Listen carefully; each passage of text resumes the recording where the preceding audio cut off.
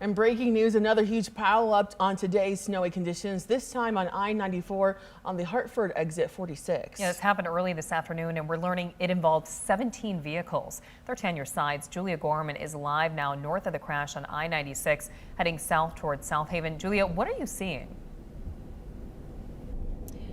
Lauren, Elena, good evening. Yeah, we are sort of in between Douglas and Mount Pleasant, sort of heading toward that Saugatuck area where we know that lake effect snow is hitting. I do want you to take a closer look here at just what we are seeing right now on the highway on 196 headed toward Saugatuck.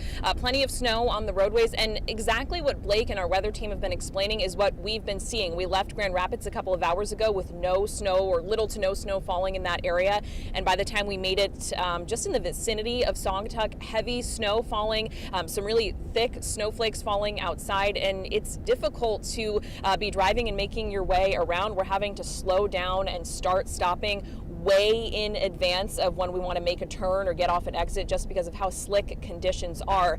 Now I want to give you a look at that crash that happened earlier this afternoon, this multi-vehicle crash on I-94 that shut down both directions of traffic.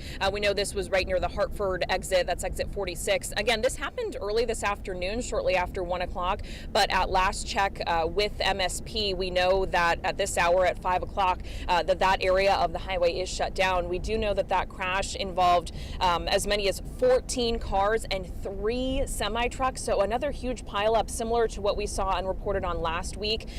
We do know at least one person has suffered critical injuries, but at this point we are not aware of any other injuries involved in that situation. Again, at this point the highway is still not reopened in this area, but we did talk with MSP just about the advice for drivers as they make their way around our area during this storm. It only takes one miscalculation that could cause a multi-vehicle crash with injuries or even death. And that is something that we do not want to see. And we just encourage the motorists to please slow down on adverse weather conditions. Especially if you're in a four-wheel drive vehicle, that still doesn't mean that you can drive faster and that your vehicle is going to respond better. And exactly what Michelle there with State Police said is exactly what we're doing out on the roads right now, because they are slippery. We've seen some cars trying to weave in and out of around semi-trucks, and it's too dangerous. So please take it slow or stay inside if you can. We'll have another live check for you out on the roads coming up at 6 o'clock. For now, live here in the Weather Chaser, I'm Julia Gorman, 13 on your side.